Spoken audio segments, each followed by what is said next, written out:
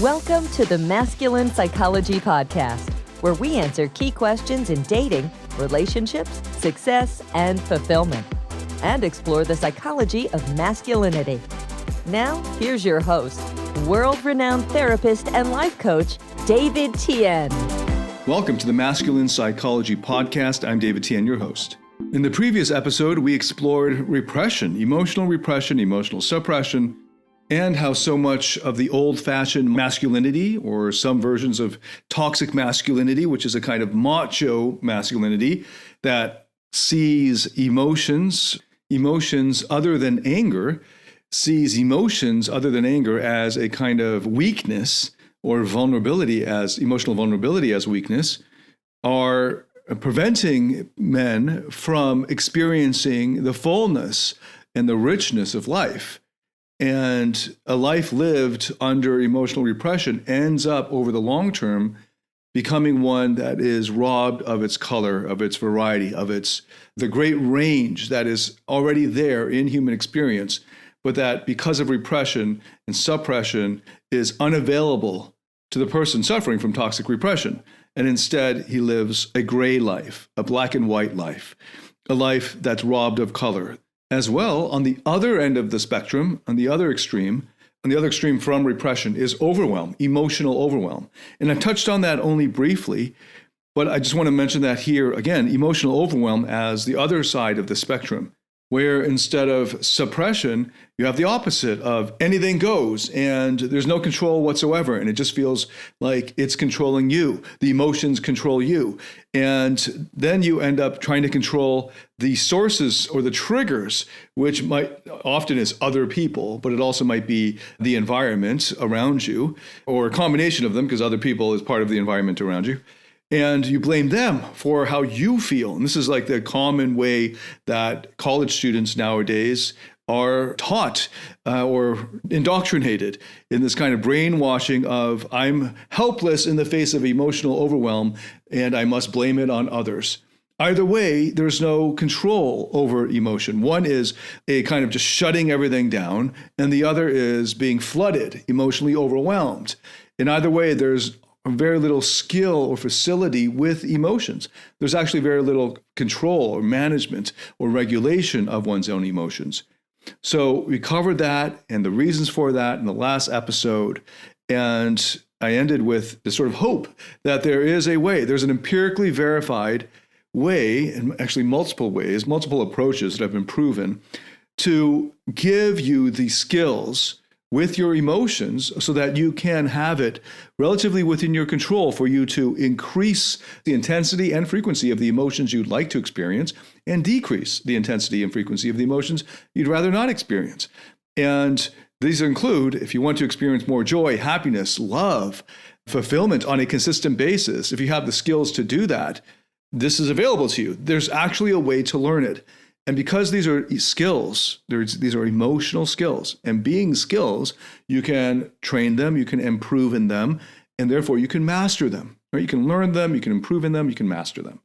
And that's what we're going to be diving deeper into in this episode. And I covered this in the last episode, but just by way of review, remember, emotions are everything. The beginning and ends of all of our goals and aims, especially because I know I have many achievers who are listening, and I resonate with them because I have many achiever parts. And we achievers hyper-focus on these goals and we forget that there's a reason why we pick these goals in the first place.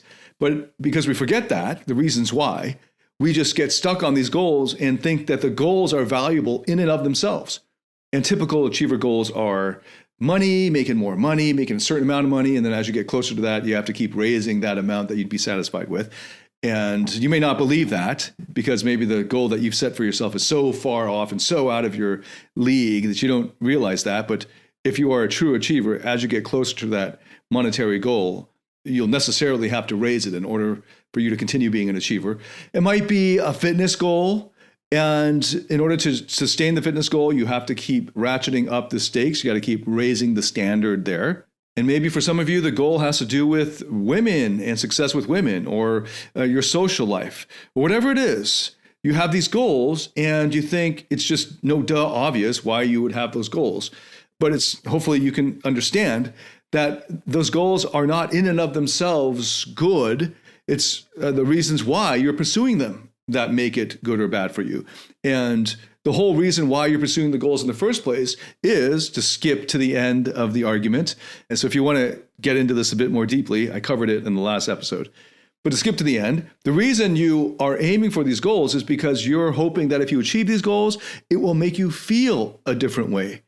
You're hoping at the end of it that if you can accomplish these goals, whether it might even just be something as simple as a sense of accomplishment, but very often, I mean, if it's a big ass goal, it's probably not just the sense of accomplishment because you could have chosen something else.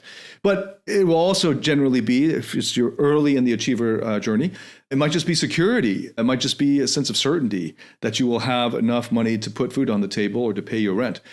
And as you get better at being an achiever, that will go up and up. And so you might be aiming for a sense of significance or a sense that you are enough or that you've accomplished enough, that you're worthy, that you're good enough now, and that you can finally rest. And whatever it is that you're hoping to feel as a result of getting those goals, notice those are feelings, those are emotions. The whole project of pursuing this goal gets off the ground because of emotion. And then what you're hoping to get at the end is what? Emotion. So the beginning and the end of this journey that you're working so hard for, and for achievers, this might be a multi-year, multi-decade journey to finally feel like you're enough, right? That starts and ends with emotion. And then in the middle, for you to actually experience the richness of life, it's also emotion.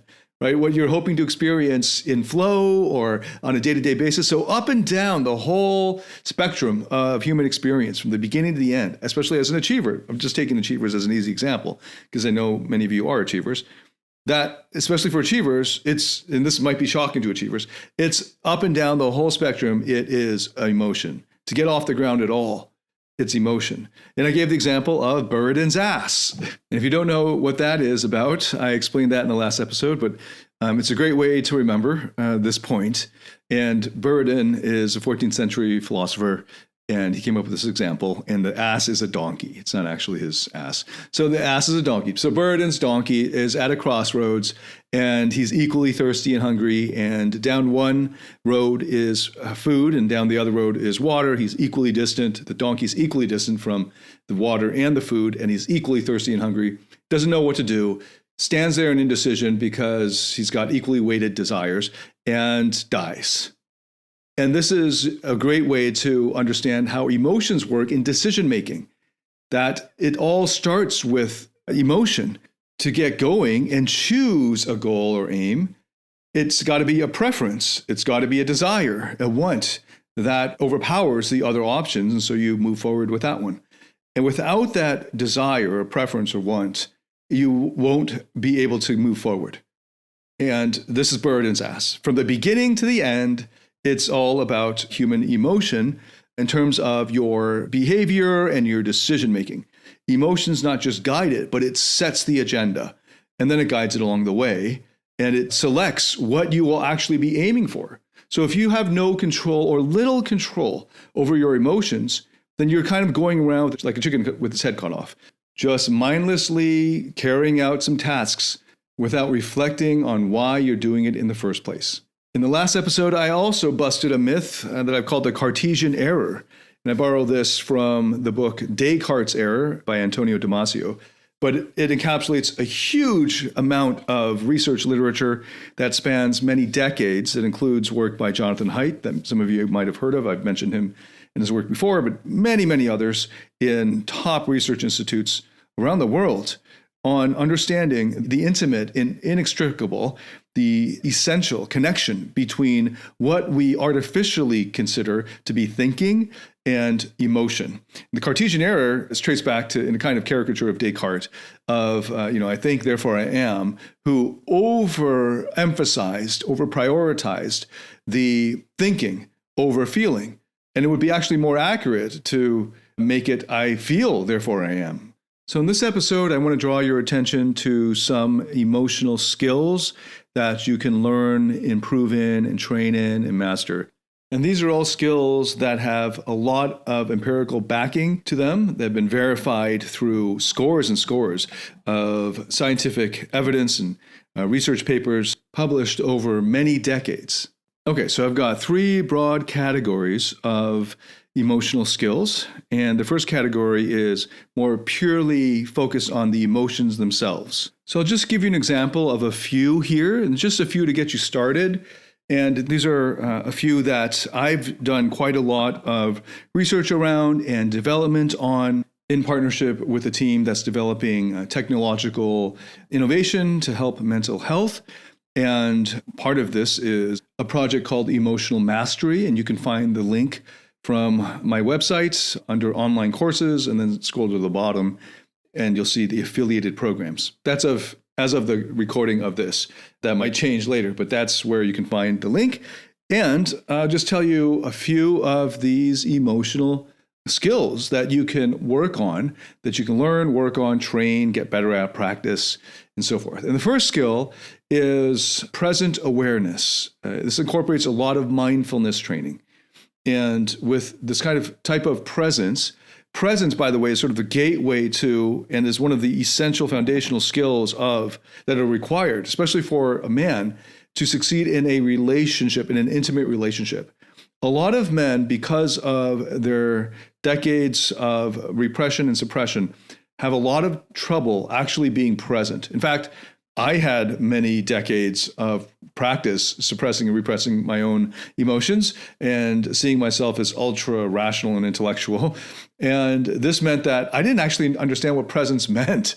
I thought when I heard the word presence, I thought it meant like it could mean being present, or I thought it was more like charisma, like your presence in the room kind of thing. Like, do you take up a lot of space? Do you draw attention to yourself? That kind of thing. That's not what I mean by presence in the therapeutic context. It's a lot more like mindfulness and being present with your woman in an intimate relationship. And the same with women. I'm just kind of speaking more to men. I mean, this is called masculine psychology for a reason. As women generally are better at being present, because what being present means is you're fully emotionally, intellectually, physically there, focused and immersed in flow with the other person in that interaction, whether it's a conversation. It doesn't even need to be through talking with words. It can just really just be making eye contact and feeling whatever they're feeling and fully immersed there in that interaction, that space with the other person. This is really difficult for a lot of men who are really good at suppressing and repressing their emotions, because presence requires vulnerability. It requires that you're fully there and open and aren't guarded and don't have any barriers up or any shields up and aren't talking as a way of, or intellectualizing as a way of protecting yourself, which is a common use of the intellect. This is why most professors don't understand emotions, or that even if they're researchers, they understand it at arm's length like an object of study in a laboratory, but they are not practitioners themselves. And presence is one of the first ways that you can tell they're not really emotionally and intellectually present. They might be there physically, but they're thinking about some problem they're working on their research. Or with business people, they're already thinking about the next meeting, or they're thinking about how they look there, and they're not really there with you. I mean, that's an interpersonal application of the skill of presence. But the skill of presence in and of itself needs to be worked on its own. And mindfulness is a great way of doing that. And at the most basic level, presence means being present with yourself, with what thoughts and feelings are happening for you. And they might be in your unconscious, because repression and suppression means that you've shoved them into your unconscious, so you're not even consciously aware of what you're feeling. There are a lot of men who've been laboring under toxic repression of their emotions for so long that they don't actually know why they think what they think or feel what they feel. And even more alarming, they don't know what they're even feeling. And they might not even know what they're thinking in terms of if they're asked, what do you want? Or what is your preference here? Or what do you really want? They're waiting instead to be told what to do so that they can carry out the orders, because that's their MO and has been that way. It might be MO like orders from society, from teachers, from parents. It might even be a kind of implicit kind of communication of, Obviously, you should do well in school. That's what we want from you. And so they get set on that as a goal. Or obviously, we want you to make money. And so they unthinkingly, unreflectively, mindlessly go about attacking these goals. And that's what I was referring to earlier, the Cartesian error. And one way to overturn that is practicing presence. And that's one of the most basic skills, because if you can't be with your emotions, if you can't even sense what emotions you're feeling, then obviously you can't work with them. So the first step is to actually get comfortable and get skill and practice being fully aware in the present moment with what you're thinking and feeling and what you're doing physically. So you can mindfully, for instance, drink a cup of tea. This is a common practice in Zen monasteries or meditation or mindfulness retreats and things like this. You can mindfully sweep the temple grounds. And this is a real practice that's gone on for hundreds of years, actually thousands of years, mindfully walking. And this is just being the skill of being fully aware in the present moment. Now, I've done a dozen or so podcasts on mindfulness, on meditation. So if you want to get it more into that, I've got a lot of content. Just look through my channels, not just in this podcast series, but my earlier podcasts, as well as on my YouTube content. And you can just go to my site to find these. And when you're good at being present, when you're good at presence, you can be with your thoughts, feelings, and fully immersed in your behaviors or actions without blanking, without numbing, without denying, without distracting, without fleeing from them. And this is a tremendous power that comes from growing this level of self-awareness and maintaining presence with whatever's going on for you, even in the most challenging circumstances. And there are levels to this, but you need that most basic level to get started on these other emotional skills. Just being fully aware and being able to be with whatever's coming up for you in the present moment. Okay, here's another skill. Endurance, to be able to endure whatever emotions are coming up. And this is something I raised in the last episode, endurance. And if you see it as endurance, that's a kind of a challenge to all of us achievers, because we think it's some kind of weakness. But if you're afraid that emotions and vulnerability is weakness, you're a scaredy cat. You're a coward. Right? You're already afraid. You're not such a tough guy, right? Toxic masculinity that sees sadness or feelings as a weakness. No, it's the opposite. That you're the weak one because you're too scared to be sad. That's sad, right? So if you put it that way, it's as a challenge of developing your resilience because you're too weak to endure the emotions that come up. Then hopefully it's like a challenge to the masculine energy to step up, to be able to endure whatever emotions come up. Now, I know a lot of guys say, there's too much pain. No, I don't want to feel it. And I'd rather be like numbingly, mindlessly, unfeelingly going about achieving or being productive. But they think that they're tougher that way, but they're not. They're actually weaker that way because they're too scared and they don't have the endurance to last with whatever pain comes up. And if you just repress the pain, if you just ignore it, that doesn't actually solve the problem. You're not actually dealing with it. And I think if you're intellectual, you know this, but maybe you've spent too long around too many people who have the toxic view that emotions are better swept under the rug than to be pulled out so that you can endure them and get through them onto the other side. Because then you will get to the other side. Emotions, because they are felt physically, cannot stay in your system forever, even though it may feel that way. And if you can endure it long enough, it will pass, and then another wave will come, but there will be a space between these waves when you can catch your breath. And you've got to endure these waves in order to process them.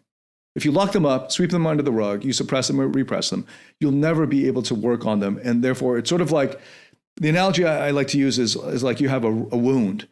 And instead of tending to the wound and cleaning it out and actually healing it, you instead just put all of these bandages over it. And you just continue to walk on as if it weren't there. And you might be very successful in just putting lots of Band-Aids on it. But eventually, what will happen is the wound will not heal properly and it will just fester and then it will rot. Right. And then it'll start to get all yellow and pussy. But instead of actually cleaning it out, you just keep covering it up with some bandages and you just keep swapping bandages every day. And then you'll notice that now the wound is starting to spread. The rot isn't just confined to that small wound when it started. Now it's spread. Maybe you had a wound on your knee, and now it's spread up to your thighs or down to your ankles. And now you can't even, eventually you won't be able to use your leg because it's all rotting all the way up and down. Now you got to lose your leg to save the rest of your body. And that's what happens actually with emotions that you repress that are too painful to endure. But because you've never brought them to the light of day, you've never gotten to clean them out. And the longer you wait, the more painful it is. Right? That's actually a really good analogy. I messed up a few years ago, and I injured my knee, scraped it real bad. And I was traveling between America to Singapore and then back to Taiwan in the span of a week. And I thought, I'll wait till I get back to my home out in Taiwan to deal with it. And in the meantime, I just covered it up because I had events to do. I was very busy, lots of meetings and lots of flights. And by the time I got back to Taiwan a week later, it started off as just a scrape that if I had tended to it on that day, it would have been all right, obviously. But then it turned into all this yellow pussy, it was festering, and it was nasty, and it was painful, very, very sensitive. And that meant that I had to go every day to the clinic, and they cleaned it out and redressed the bandages every day. And it was very painful. What do they call it? Scaling? Debriding. It's called debriding. And that was painful. And I had to endure that, I think, for almost 2 months, or maybe over 2 months, every day cleaning that thing out. And the first 6 weeks was incredibly painful.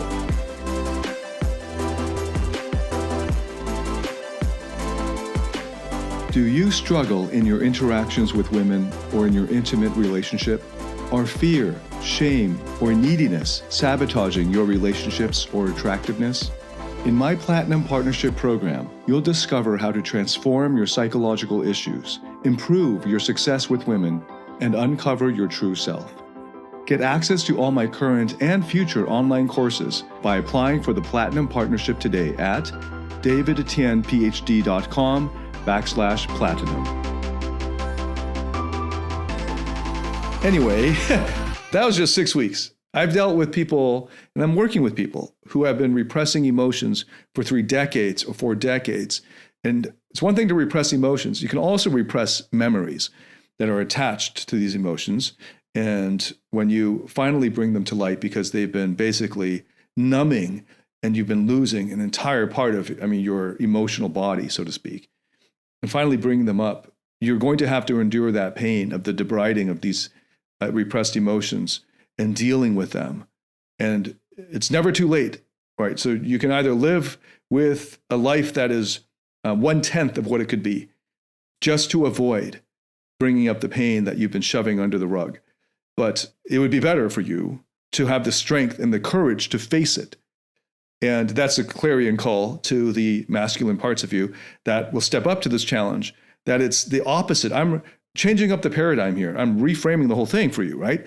So it's not weak to feel sadness or vulnerability. It's the opposite. It's strength, because it would be weak for the macho masculine who's scared of weakness, who thinks it's beneath him, but it's actually, he's scared of it. He's scared of the pain of facing these emotions. You can actually train your resilience to endure whatever emotions come up, no matter how painful they feel in the present. You're going to need to do that to persevere long enough to break through to healing and growth in your life. And there are ways to do this, to increase your threshold of tolerance for any emotions, no matter how painful or uncomfortable. And there are ways of coping during any crisis, even when it feels impossible to endure it. And you can actually tap in to this healing power of radical acceptance instead of being forced to be shackled by the weight of your toxic shame, for instance. So there's a whole set of endurance skills, and I've got a section, I think it's about 15 modules in emotional mastery that run you through basic emotion endurance skills and techniques. And these are things that you can get better at, you can do each day and get stronger at, and you can actually build up your tolerance, just like you would in a workout, for what was previously was painful to you can actually now be something that is cathartic, that feels incredibly fulfilling when you come out the other end of it. And being with the parts of you that are holding this pain is essential for your healing and growth. And one other skill is what I call titration. You might also see it as a kind of regulation. And this is the ability to increase or decrease at will the intensity of your emotions so that you can control your emotions so that they don't control you. Along the way, you'll also learn how to control your own thoughts and your behaviors because it's all connected. And there are actual skills here. There's techniques that you can practice and get better at and make second nature. You can actually train your ability to reduce the intensity of any overwhelming emotions or to steer your emotions in one direction or another, all at will. So for those younger guys listening to this, or younger people listening to this, who have been coddled by their society, by your teachers, by your education systems, you really need to develop the skill of emotion titration. Titration is, I'm using that term like a tap, right? Like a tap, like it's on a sink. You can turn it on and you can turn it off, right? So you can turn it on hot and cold, right? So you can increase the intensity or decrease the intensity. And there are actual ways of doing that. And you can get better at that. Now, this is a slightly more advanced skill than presence or even endurance. And we build up to that. And I do that in my program, Emotional Mastery. But whether you do it with me or with your therapist or with a therapy group, these are well-documented skills that you'll find in DBT groups, especially dialectical behavior therapy, but also in mindfulness-based CBT, in MBSR, mindfulness-based stress reduction practices, ACT, acceptance commitment therapy. My emotional mastery program draws on all of these modalities, as well as NVC, nonviolent communication, when we get to the interpersonal aspect of it. And it's all informed by IFS therapy, internal family systems therapy. I've talked about especially a lot IFS therapy in this podcast series. But those are three examples of emotional mastery, emotional skills that you can learn, train, practice, and master. Presence, endurance, titration or regulation, right? So that's the first category. And there's another skill of a whole set of skills around IFS therapy of being with your parts as they're feeling uncomfortable or emotions that they don't like, and being able to be with them and help them and eventually help them let go of their burdens and to help them integrate more in a more healthy way into your system overall. And so that's a whole other set of skills. There's another category, the second category I wanted to bring up, which is a cognitive category. And this is probably the oldest, most ancient type of therapy, which is philosophy. Philosophy as therapy. And believe it or not, before the analytic turn in philosophy, before the Enlightenment ruined philosophy in many ways, or started the ruining of it, philosophy was primarily therapeutic in East and West, all around the world. And it still is a major part of therapy, getting clarity around your thoughts. And so there's a whole, probably the most empirically validated type of therapy, a whole type of therapy called cognitive therapy. And cognitive therapy is about catching distorted thinking. And this is really just logic and clear thinking. So if you have training in philosophy, you can already you'll be a pro at cognitive therapy. You don't actually need to do cognitive therapy on its own if you're already a good philosopher or logician with informal logic. And you just apply the tools of informal logic to what you're thinking and what thoughts are leading to the emotions that you're feeling. And that includes, that'll require an emotion skill called presence. Because if you're not aware of what you're thinking and feeling, you're not going to be able to work on them through cognitive therapy. So that's often where professional philosophers fall flat in their faces because they've repressed their emotions so much and that they've severed the tie, or so they think, between their thoughts and their feelings, that they often are emotionally stunted, even though they're quite intellectually advanced. So cognitive therapy definitely has its limits, but it's also, along with all of the emotional skills I've mentioned, plus the other emotional skills, the cognitive category of skills is really, really powerful and helpful because we don't want to just go in with our eyes closed, our brains shut off. You want to think about what thoughts are leading to these feelings. Because make no mistake, thoughts are leading to feelings. So the standard theory of emotions is cognitive. It's that emotions consist of two components. And the first is the phenomenology of it, the felt sense of it, the physical feelings like the actual nerve endings and so forth, the heart beating a certain way. your breathing being a certain way. And that's the physicality of it, the physiology of it, the phenomenology of it. And then the other part of it is phenomenology plus the interpretation of it. The interpretation is the cognitive part.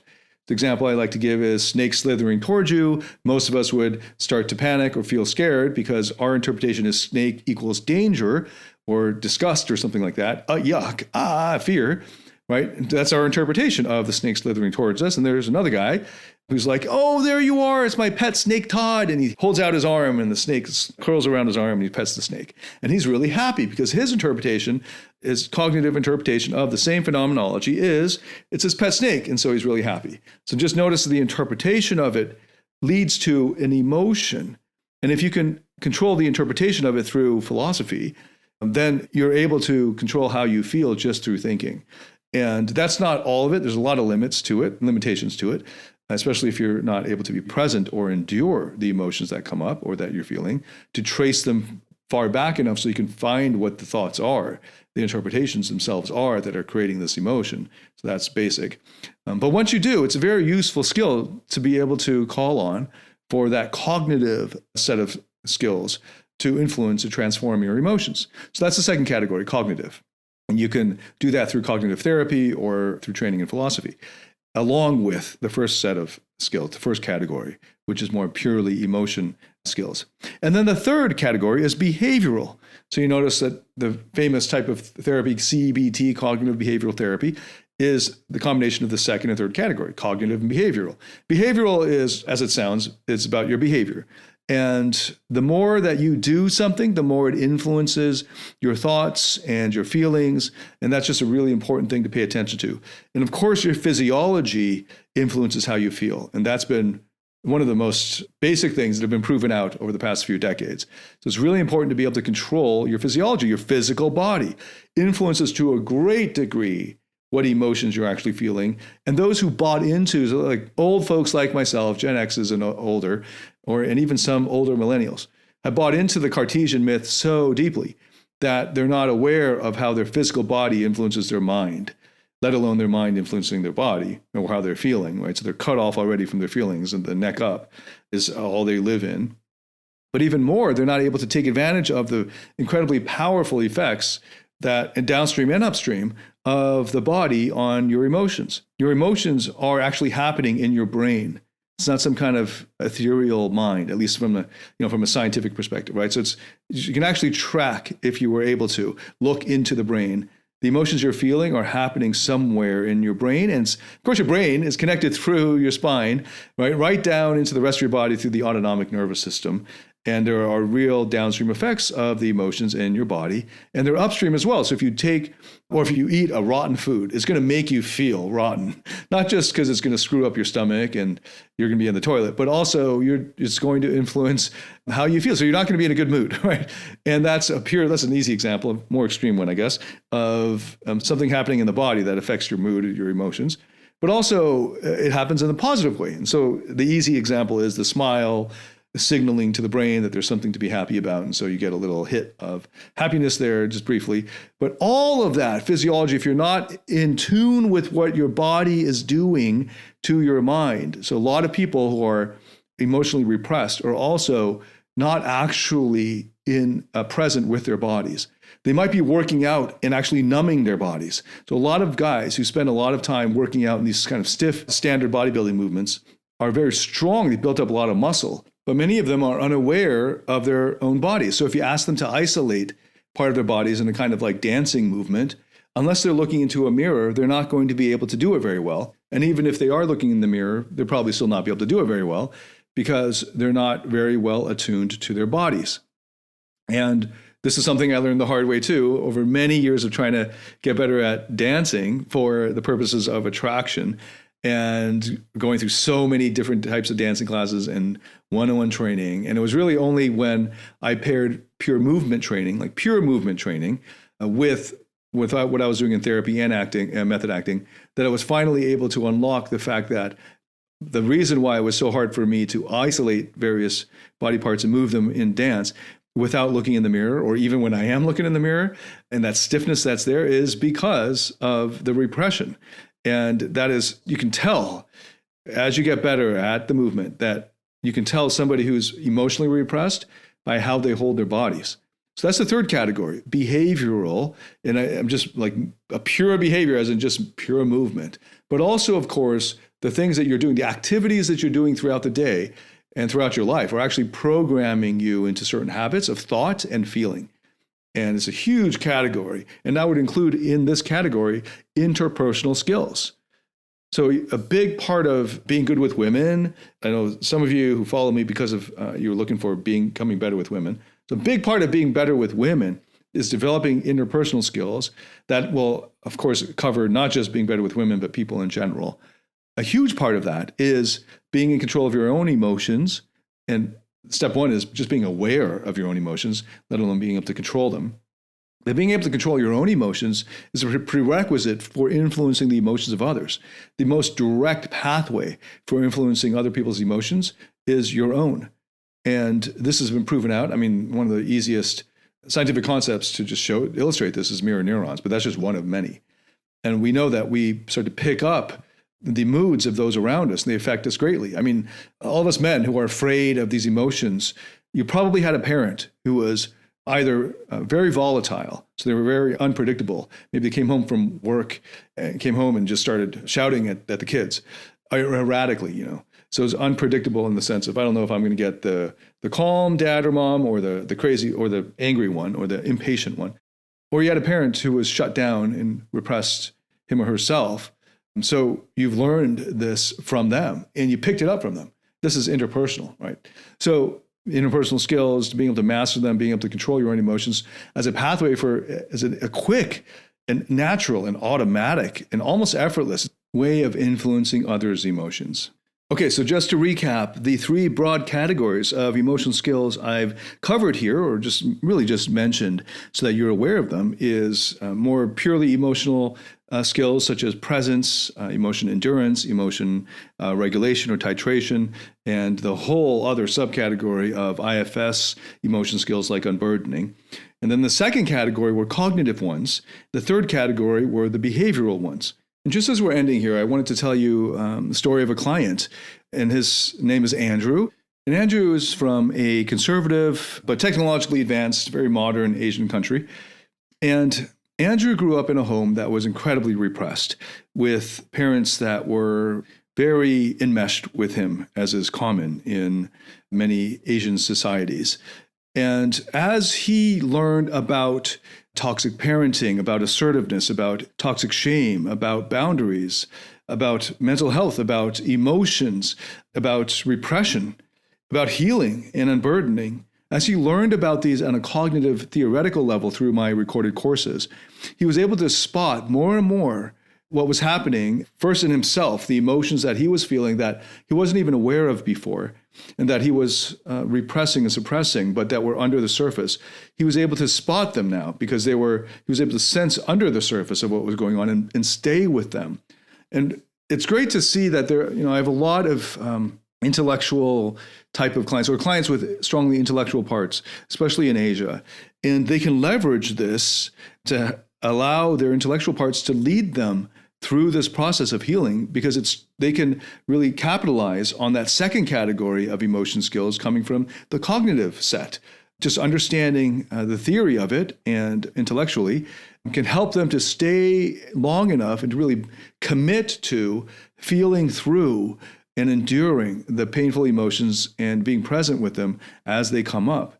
And as a result, Andrew was able to see how in his day-to-day life there were all of these different boundary violations that were going on, and that he had been living under the weight of a lot of toxic shame, and was able to get in touch with me to do some one-on-one work.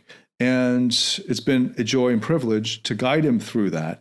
And more just finding that he's, even though still living in a kind of toxic situation with his family and even really with his society and his peer group, as he's improving that situation, this practical situation, he's increasing his skills and his strength emotionally to be able to endure whatever comes up, to stay present with what comes up, to notice more and more in himself and in others as these emotions are coming up in himself and in others.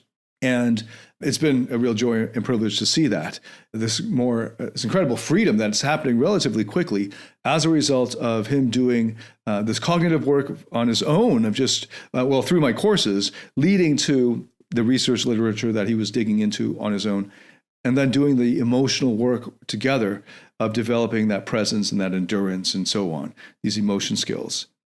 So I know that for some of you, this might be airy-fairy. I don't know, any talk of emotions might be. Those who live under the weight of toxic repression, especially this kind of repressive masculinity, the old-fashioned masculinity, might think that this is too nebulous, this is too abstract, and they want some practical how-tos. Well, guess what? There are a lot of practical how-tos. There are a lot of techniques when it comes to emotional mastery. And there is a lot of empirical evidence for these. And I walk guys through them. I walk people through them in my program, this project that I'm on a team that, I'm a minority owner in this team currently. And we've developed emotional mastery. We're developing that as part of one of the many projects that are underway. And that one is called Emotional Mastery. And you can find that in my site under online courses and affiliated programs. And check it out, Emotional Mastery. In the next episode, I'm going to try to make this even more concrete for you so you have a better idea, so it's not so abstract, an even better idea of what it might look like to master your emotions and to develop facility with these skills, to develop mastery with these skills. Thank you so much for listening. And if you like this podcast at all, please share it with anyone else that you think would benefit from it. Let me know what you thought in the comments. And I look forward to hearing from you. And I look forward to welcoming you in the next episode. For now, David Tian, signing out.